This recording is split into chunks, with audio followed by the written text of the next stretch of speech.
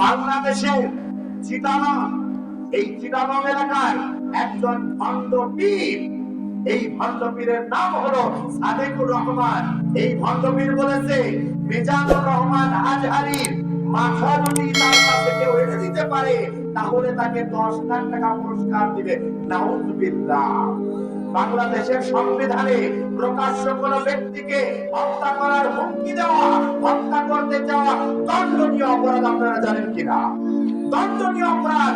এই জন্য আমরা বলতে চাই যে বেয়াদব পীর নামের কলঙ্ক এই ঘোষণা দিয়েছে মিজানুর রহমান আজহারীর মাথায় দিলে 10 লাখ টাকা পুরস্কার দিবে। আমরা বলতে চাই এই বেয়াদব পীর নামের কুলাঙ্গারকে অবিলম্বে গ্রেফতার করতে হবে, ঠিক কিনা? এবং গ্রেফতার করে তাকে কঠিন শাস্তি দিতে হবে যাতে করে কোন আলেমের বিরুদ্ধে এরকম কথা কেউ না বলতে পারে, ঠিক কিনা? আমরা বলতে চাই এই যে পীর ব্যবসা আপনারা ছেড়ে দেন, ঠিক কিনা? এই পীর ব্যবসা আপনারা ছেড়ে দেন। বিগত 16.5 বছর ফ্যাসিস্ট সরকার, জালেম সরকার আলেম ওলামাদের উপরে এত জুলুম করেছে, অত্যাচার করেছে, আপনারা বিন্দুমাত্র কথা বলেন নাই, ঠিক কিনা?